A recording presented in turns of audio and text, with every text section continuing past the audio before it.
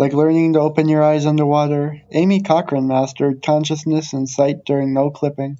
The world turned translucent, almost transparent, and shot by like a roller coaster in every possible direction. Well, you felt like you were actually moving in slow motion. What a rush! No clipping with an unconscious person on a makeshift stretcher was a daunting task. Cochrane and her two assistants followed the pilgrims past to level 1. Security and medical personnel waited patiently for them there. One of the pilgrims to the Harbinger Arch traveled with a Saber Zoa from the Blue Channel and its Spirit Link. He was kind enough to let his Saber Zoa deliver a message to us from Marvin Matthews, the base Alpha official explained to the security technician Cochrane. We will escort you to your briefing at this time. Two medical techs carefully transferred Alberto Sanchez to the rickshaw ambulance and began immediately checking his vital signs. The patient was unresponsive as the doctor intervened with a stethoscope and experienced and checked the pupils and rates of respiration and pulse. After a few moments, the doctor turned and said, "We are sorry for your loss." He pulled the blanket over the man's face. "Your assistants will follow us to the morgue now." He was just confused. Amy mumbled the words with barely any air on them. Like the rest of this sprawling concrete warehouse known as Level 1, Conference Room C, although the smallest one available, could easily accommodate more than 100 people. Amy Cochrane paced this large room in Base Alpha with shuffling steps, drooped shoulders, and her gray eyes glued to the cement floor. She couldn't believe that Alberto was gone. He was her first real friend here in the Backrooms. She would all but disappear whenever she stepped into the shadows. Clad in black, Amy was stealth incarnate. Twin short swords sheathed on her hips showed the world that this young girl meant business. Alberto called her Hermosa Muret, or Beautiful Death. She was fearless when it came time to protect wanderers. The silver-haired man at the conference table let her walk away her grief. He looked more like an elementary school principal than a high-ranking MEG official as he attacked the pile of paperwork with pencil in one hand and an eraser in the other. The door opened. "Aha!" The senior officer broke the awkward silence and rose to his feet. "The heroine of levels 3, 6, and 5 graces us with her lovely presence." The heroine of levels 3, 6, and 5 was a 5'2", 30-something explosion of color. Fiery curls at the top, emerald eyes, and painted lips. Her floral halter dress was way too festive for this somber occasion. A brass key on the chain around her neck caught flickers of light now and then. Annie Doon was the antonym of stealth. She greeted the official and apologized for her tardiness. Amy held out her hand and Annie took it in both of hers. "It is too soon now," Annie said, "but we will become good friends." "I do not believe that will be possible," the official corrected. He placed a red binder on the table in front of the pair. The cover read, "Protocol of Non-Intervention and Non-Interference Regarding MIB Activity." Marvin Matthews wrote the book on the MIB, literally. "The document will not leave this room, and you are not to reveal its contents. I will ask both of you to read it." Here's the Cliff Notes version. The Men in Black have visited the Backrooms 4 times in recent history. The first time that MEG tried to protect an individual marked for death by the MIB, we lost 49 of our best people. Humans can't hurt them. Humans can't stop them. The second time we lost 10. We no longer interfere. Amy couldn't believe her ears. This is not different than swallowing a poison with no antidote or suffering a terminal illness. Nothing can save Annie Dooney now. If we assigned 100 men to her, she would still end up dead and we would lose 100 men. Matthews was not giving us a call to arms. He was reminding us to stand down. The MEG official gathered up his papers. "The overseers are now aware of the situation. I leave you two to your own devices." "One request," Annie asked. "What is it?" "If the design is simple and material is readily available, might your supply officer have a weapon fabricated for me?" The MEG official smiled grimly and penciled and signed the order. He handed her the page. "Thank you." He shook her hand. "Annie Doon, it has been an honor to finally meet you," he said. The building that she was looking for was right in front of her all this time. Dooney made her way to the clearly marked door and began the process of filtering herself through security.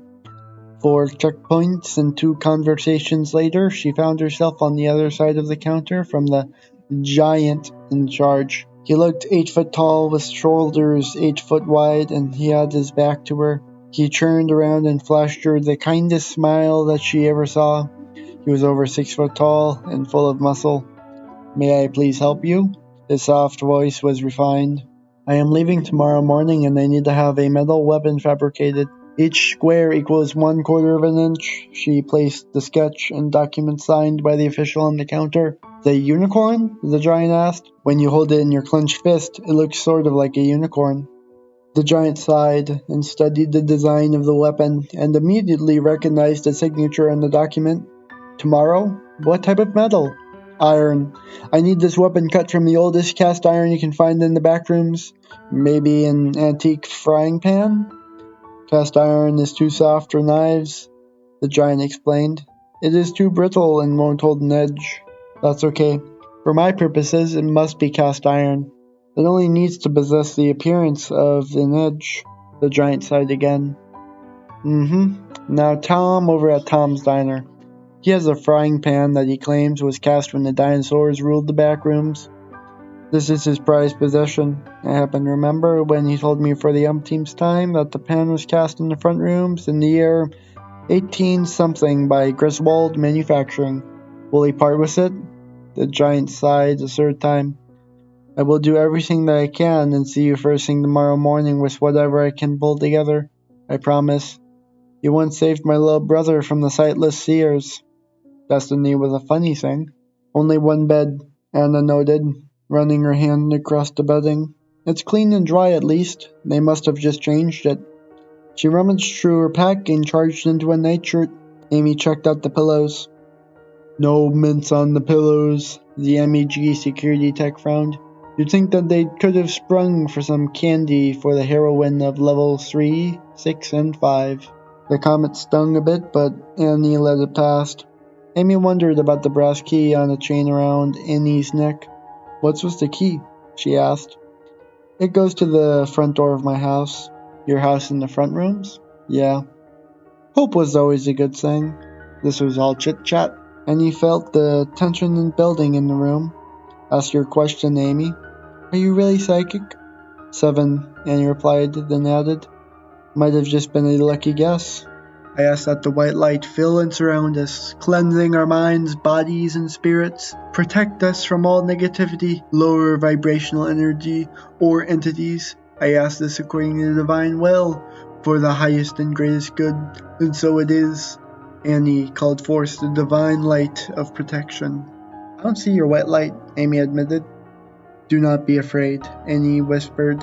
I am going to open your third eye for a few seconds. She gently rubbed the girl's forehead and then tapped it with her painted fingertips. The security tech squealed in ecstasy. She glanced at her hands and her wide eyes darted wildly around the MEG VIP suit. You could tell that when the magic faded by the sadness and disappointment on that face. Everything will be fine, Hermosa Mirette, Annie reassured her. By the time that Amy recovers from the shock, Annie was already brushing red locks with an unremarkable hairbrush trimmed in brass. I have met you in my dreams, Annie Cochran. Annie loaned her the brush and explained that their lives depended upon holding onto this object for a short while. There's a nondescript table mirror that goes along with the hairbrush. They are a featureless set, but the mirror no clips you to level 365 when you look into it. The mirror is here at MEG Base Alpha. If you are interested, tell them that I sent you. They both laughed harder than the joke was funny. It was a nervous reaction to the tragedy of the circumstances. I apologize for the heroin dig.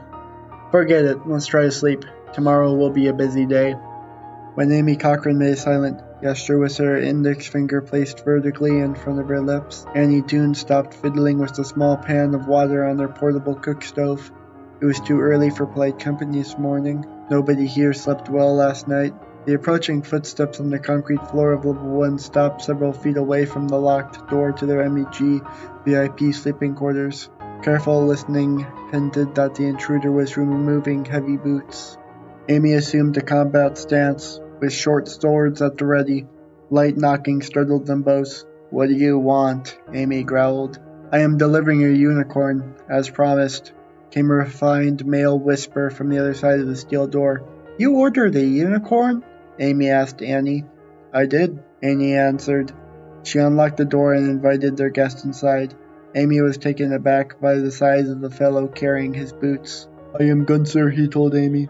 It is very early in the morning. He bowed to them both and handed Annie a flat sculpture of thick, black metal that measured about 4 by 4 inches. This was cut from Tom's oldest skillet, he said with pride. I hope it is to your liking.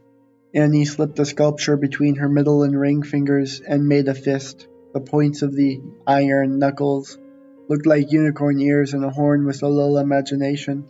She gave the giant a kiss on his cheek and thanked him. Gunther blushed, nodded, and left. Amy reached over and ran her hand along the unicorn. 2-inch blade, extremely dull. I am so very impressed. Maybe you can poke him in the eye with the pointy tip of the horn?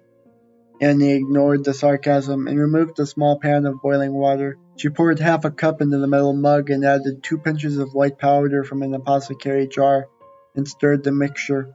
Amy looked puzzled and curious. It's CRT, Annie explained. CRT? Amy asked. What's CRT? No. Annie stifled a laugh and smiled instead. CRT is an elixir created by pulverizing dead sightless seers and dissolving the powder in a cup of boiling water. Crushed dead seers? Amy made a face. What are the benefits? This medicinal tea enhances mental focus and intuition, luck, and psychic abilities. Can I try it? Amy asked. What does it taste like? Is it bitter? Annie poured the taste into a second metal mug. Let it cool, she added, passing the sample. When you spit it out, please spit it back into the cup. Spit it out? Amy wondered. She filled her mouth. Her eyes went wild, and she spit the tea back into the cup and screamed. She plunged her finger into the mug and stirred the contents. Where did they go? It's called the living mouseful, Annie said. It felt like my mouth was full of living night crawlers and squirming minnows. Amy shivered and shuddered. I still feel them. That is how it feels the whole way down when you swallow. Annie added the cold water to her tea and emptied the mug in a single go. She caught her breath and grinned. The route to the Pilgrim's Pass from Base Alpha on Level 1 was easy. Up the first staircase, down the long hallway, left past the elevator, and a right turn into the dead-end corridor. Where was everybody?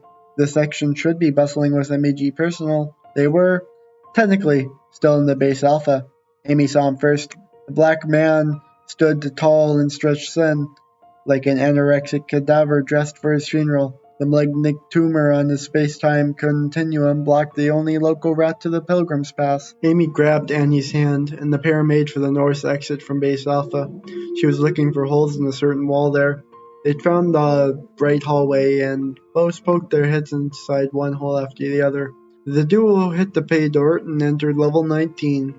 They dodged their way through a bewildering maze of randomly shaped attic spaces and the damped confusion of stacked boxes, furniture, and memories long forgotten.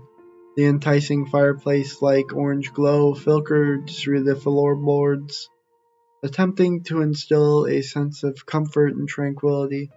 Amy had no intention of staying on this level long enough to suffer the nausea, dizziness, or hallucinations experienced by other wanderers. The MIB stayed hot on their heels.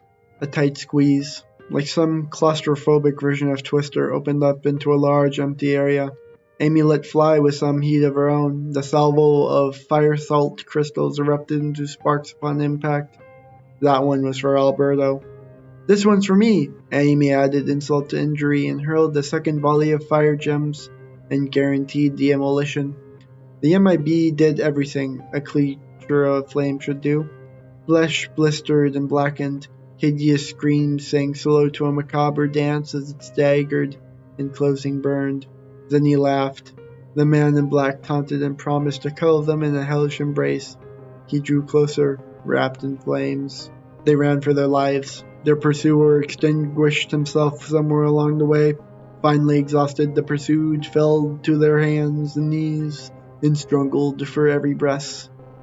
The MIB caught up with them and picked a nearby spot to relax. He wasn't even breathing hard. In fact, he wasn't even breathing. It was unnerving to watch him reconstitute his flesh and face and clothes. He stood up, tipped his fedora, and said, "A mind is a terrible thing to waste." Those yellow eyes flashed at Amy, and he told Annie, abandon your friend. She will be unalive quite soon. Annie's second sight had enabled her to see the twin beams of psychic energy, as thin as the pencil leads, shoot from his eyes and strike Amy's face. He smiled and vanished in plain sight. Amy jumped to her feet and bared both blades. The sparkle and life left her eyes as the enchantment took hold. "Mama!" she called out. "I can't see the man. He is here, but I can't see him. Mama, help me!"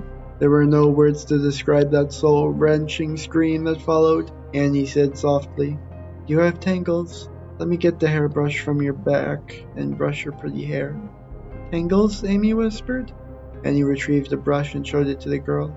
"Tangles? Tangles? I have tangles!" Amy babbled, her eyes unlocked from this place. "I hate tangles, Mama."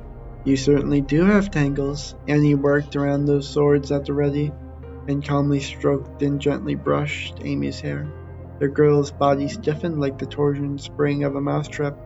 Even though one wrong move could trigger an unconscious and lethal attack, the psychic continued with his meticulous chore, working from the ends of the hair up to the roots.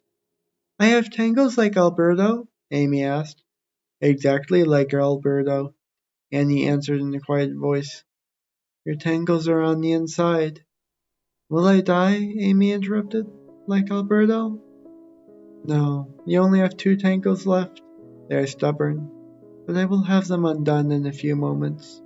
The warrior shielded her weapons, relaxed her shoulders, and reacted like a kitten being scratched behind its ears. You could almost hear the purring. Amy was back in the game. "Let me test my memory by telling you something." She took Annie's hand. "Let's walk as we talk. The entrance to level 20 is not far from here." Annie needed this respite and nodded. Amy began. "I know clipped into the backrooms on my 18th birthday. It was Thursday, July 7th, 1977. Annie did some maths in her head and said, "You look fabulous for being old enough to collect Social Security." Amy smiled politely and her eyes got a little wet. "My parents hooked up one of those slip and slide water slide toys to the garden hose in our backyard to occupy the kids. The yard sloped downhill just a bit, and the kids were having a terrific time slipping along and getting soaked. It all looked like so much fun. Everybody else was inside, finishing up the cake and ice cream. I had a little breezer before it was time to open up my presents, so I said to myself, why not? I did a running belly flop onto that slippery ramp and will never forget racing along wet, yellow plastic." Amy stopped and pointed to a pair of matching gilded bird cages on floor stands. She squeezed between the cages and disappeared behind a tower of stacked boxes. "Over here," she called. Hidden behind the boxes was the rusted door that led to level 20. I trained on these levels. What happened to our man in black? Amy wondered aloud, her eyes peered into rooms filled with abandoned machinery and scanned corridors crowded with stacked wooden pallets of products that were mostly shrink-wrapped. A tacky, oil-like liquid dripped from the cracks in the roofing gathered here and there. In pools on the floor, the warehouse known as Level 20 was a huge and magnificent mess. "My guess is that he's recharging his batteries after facing Hermosa Miret," Annie chuckled. "You reduced him to his original state, all by yourself." "This is the second time you've called me Hermosa Miret," Amy said. "It's spooky." "I know. Alberto used to call you that.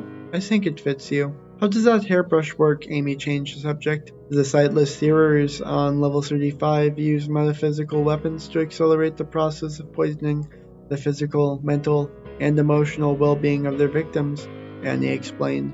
"This hairbrush was specifically created to remove all forms of negativity and psychic attack in order for the user to safely negotiate the level. Enchantment is just another form of powerful psychic attack. Used promptly and correctly, the hairbrush removes these tangles of negative energies." Annie pulled out her pocket flask. "Do you want a hit of C or T?" Mimosa Muret took the flask and took a good swallow, and took her first steps into a larger world. She looked a bit quizzy at first, but recovered nicely. There was a new ferocity in those grey eyes. "You saved my life?"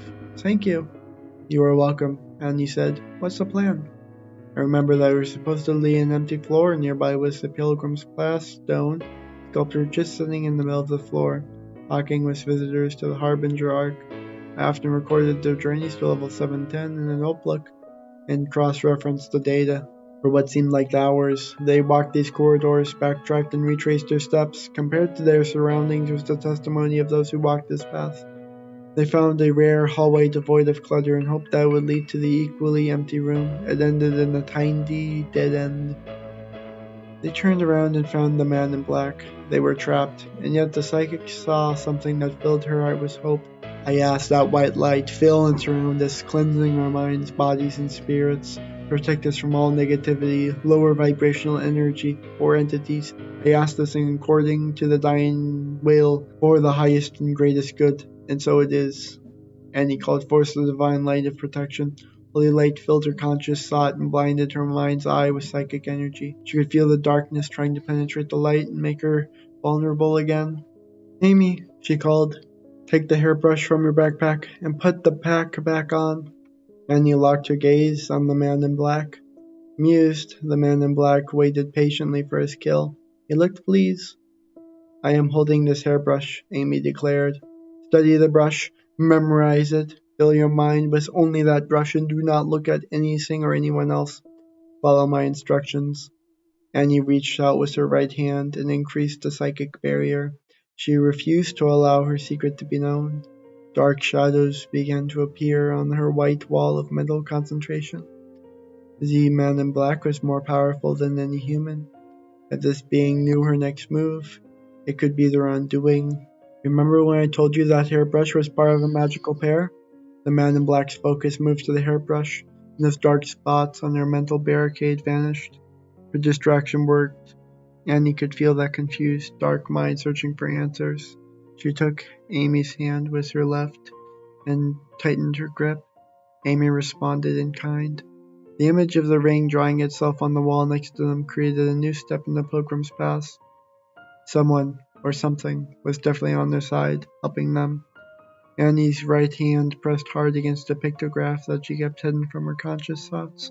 By pure psychic willpower and misdirection, she never let go. Even when the no-clip ended and tossed them both roughly on the grass, a silvery ring floated in the sky overhead. The Harbinger Arc stood before them. This was level 710. He followed us here, Annie announced. You can feel his presence? Amy asked. No, I see him.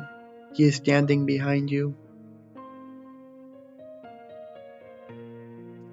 The man in black stood triumphant and mocked the failed attempt to escape.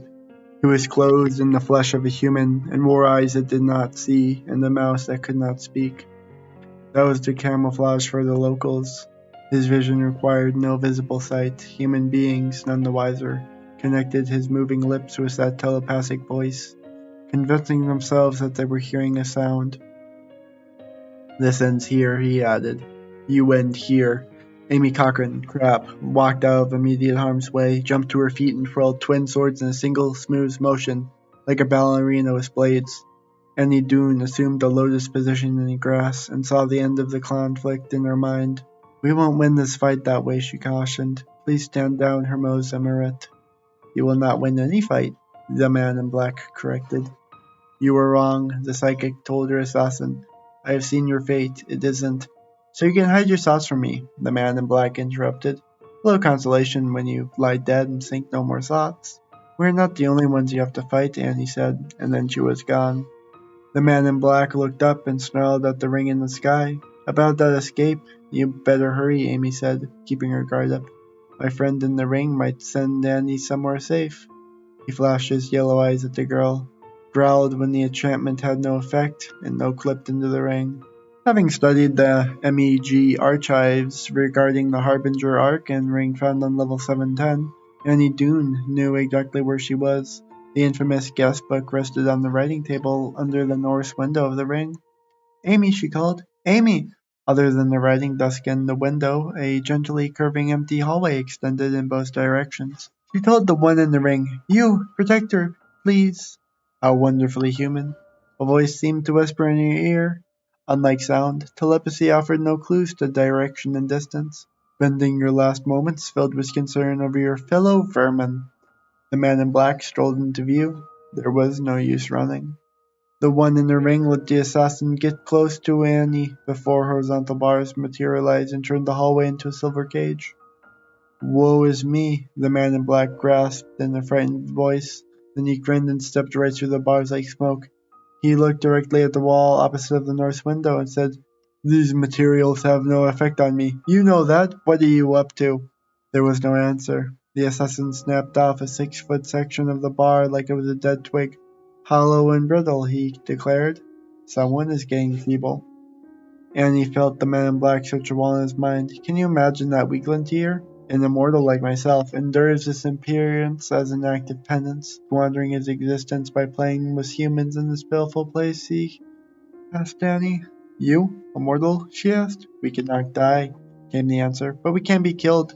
Each incarnation is a link in our chain of eternal life. It's both the beginning and ending. It is now time for you to meet the one in the ring before I end its misery." With superhuman strength, the man in black plunged the silver pipe through the wall of the hallway. The ring trembled, and waves of psychic energy rippled reality through the heat mirages on hot pavement. He broke loose another silver rod and used it like a cutlass to tear several long gashes into the thin wall. His hands freed the mutilated panel and tossed it down the hallway. Annie saw no wondrous technology. Was the ring the entity, the benefactor?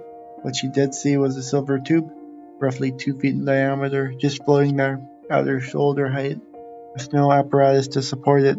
Did this conduit run the entire quarter-mile circumference of the ring? The silver bar that speared through the wall had passed cleanly through the duct.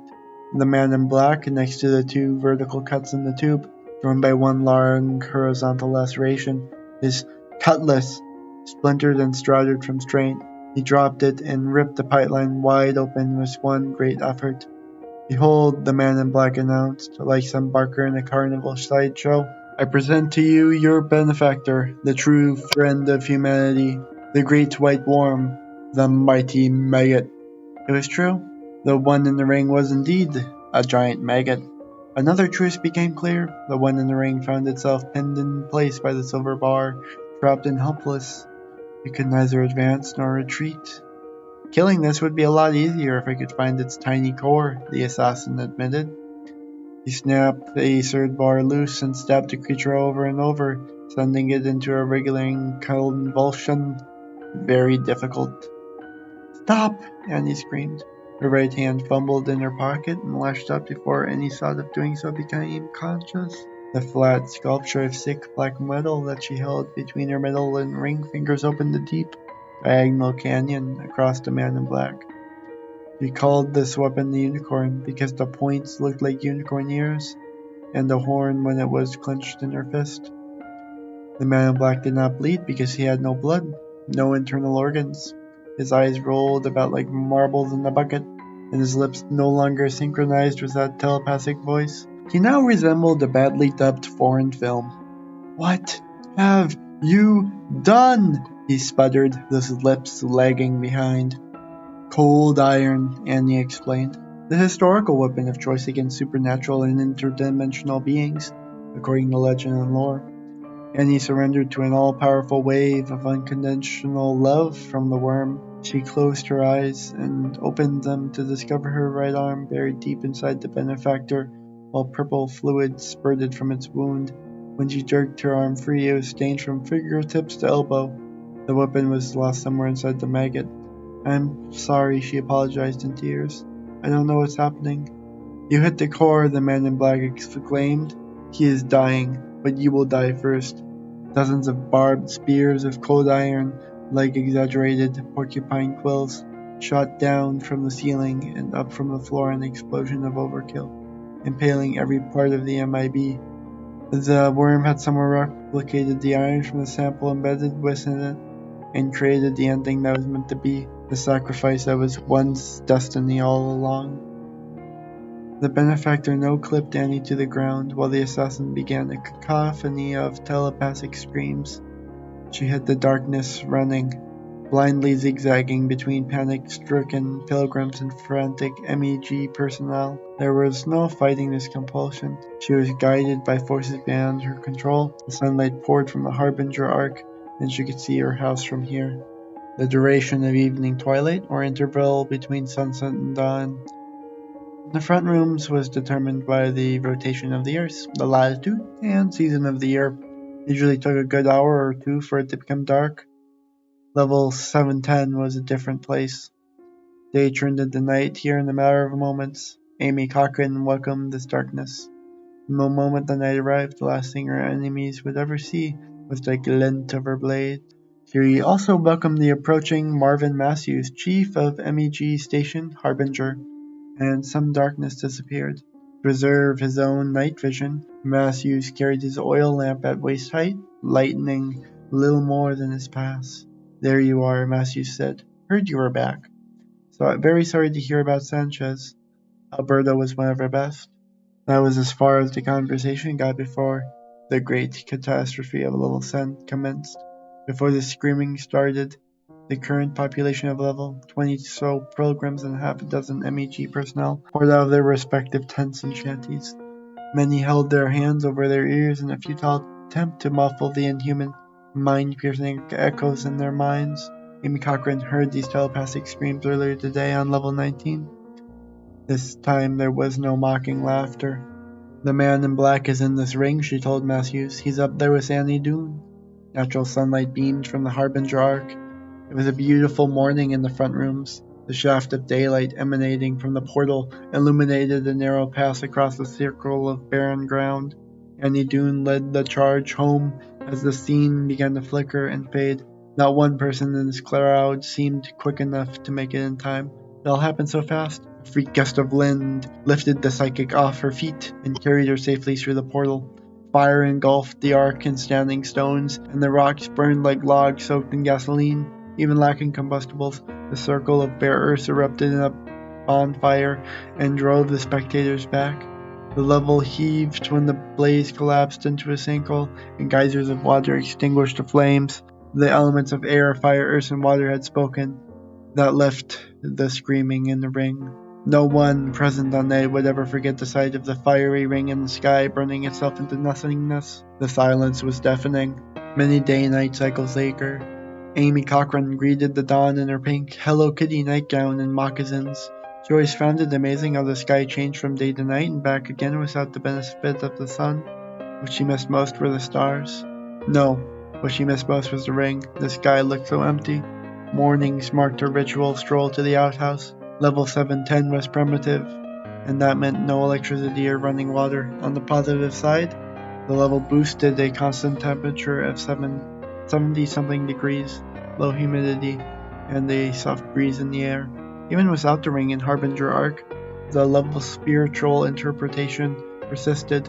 Believers made the long journey to the recently formed Harbinger Lake and spent some quiet time at the small shrine that served as the terminus of the still operational Pilgrim's Pass.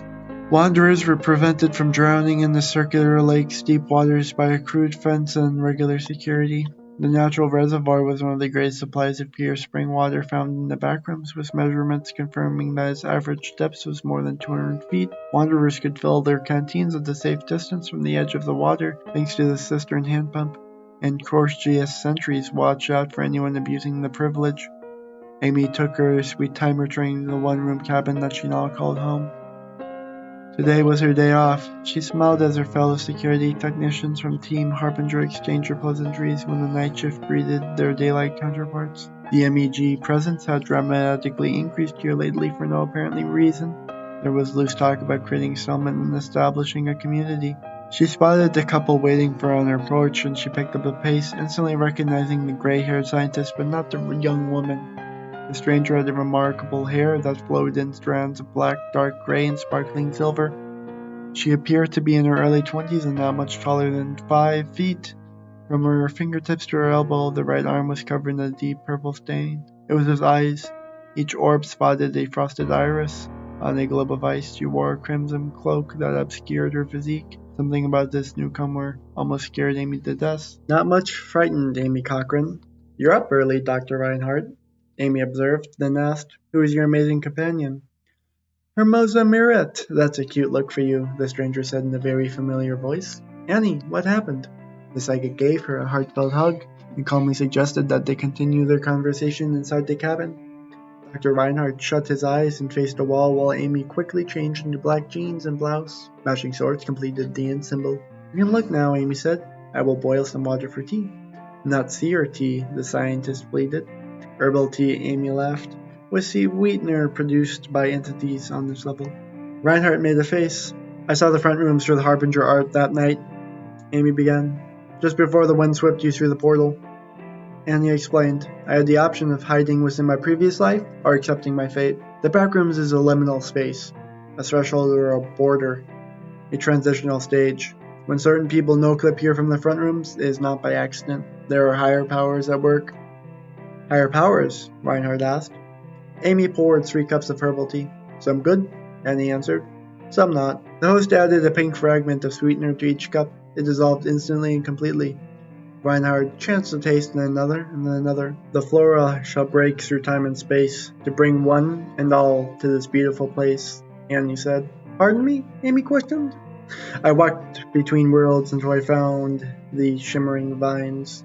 These vines led me to Hortus Eternus, a botanical paradise, and home to 300 Ilvillania. Level 414 endured in silence for a very long time, hidden from the rest of the backrooms. But now, by decree of the high bloom of the bouquet, these flowery folk welcome the wanderers. From here, the pilgrim's paths lead me here." "And back to me," Amy chirped. "Remember, you said that we will become good friends." "You must become great friends," Reinhardt did. "You are the third musketeer." Amy shot him a quizzical look. "We are creating an independent consulting agency and would be honored if you would join us. I want to call us Psychic, Science, and Swords, but Annie has her heart set on calling us Epiphany." 2 votes to 1, Amy announced. "Epiphany it is." Annie suppressed a laugh and said, "This will work out just fine." The scientist interrupted the party. "We have our first task. There's another anomaly on level 710. It is the appearance of a transparent sphere with pinkish clouds that is raised atop a great stone pedestal. It is nestled out of sight and in a deep valley surrounded by hills, not more than 1 day's journey from here. The major explorer group has authorized me to use any and all measures at my disposal. Epiphany now represents those aforementioned measures." Amy asked everyone to join hands. "All for one and one for all," she said. "And so it begins."